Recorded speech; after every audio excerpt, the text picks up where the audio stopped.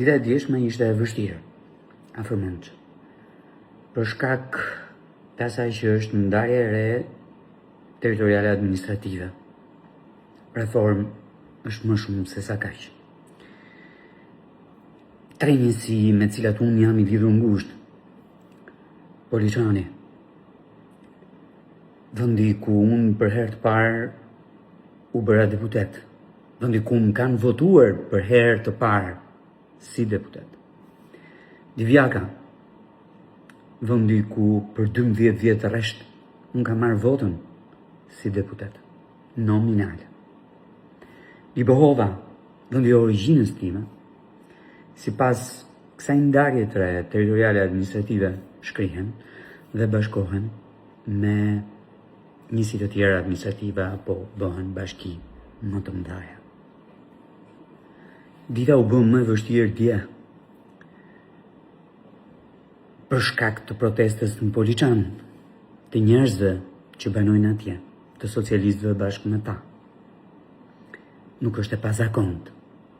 Poliçani kështu ka reaguar kur është vënë në diskutim ekzistenca e tij. Edhe këtu në vitin 92-93 e në çdo rast tjetër analog.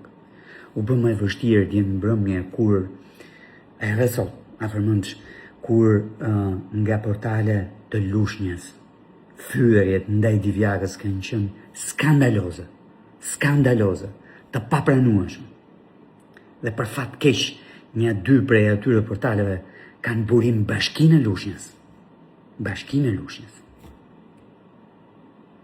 Apo kur sot, në stilin e vetë të njohur kombëtarisht, pra në stilin e Libohovës, kryetari i bashkisë, jep të opinionin e tij në një mënyrë krejt paqësore, krejt sinqert, krejt qytetare, po përsëri autentike. Në Libohov thonë, fol me zërin aq të lartë që fjalët e shtëpisë mos t'i dëgjoj gjitoni. Unë mendoj që tani është koha për qetësi, dhe në krahun tjetër, për të dëgjuar njerëzit, për të dëgjuar argumentat e tyre. Pra për të dëgjuar jo udhëheqësit e bashkive, po për të dëgjuar qytetarët në këto zona ku kemi këtë problematikë. T'japim argumenta dhe të marrim argumenta. Shikoni, nuk bëhet fjalë për tre njësi administrative që dikur kanë qenë fshatra atje matane shumë rra.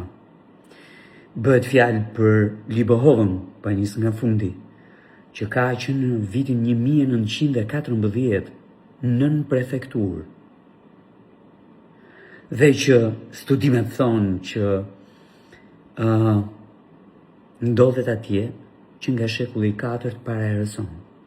Apo si që thoshte Mojkomi i dashur, Mojkomi i madh, nuk ka qenë kur fshat, sa nuk ka fshat me kala e me kull sa hati.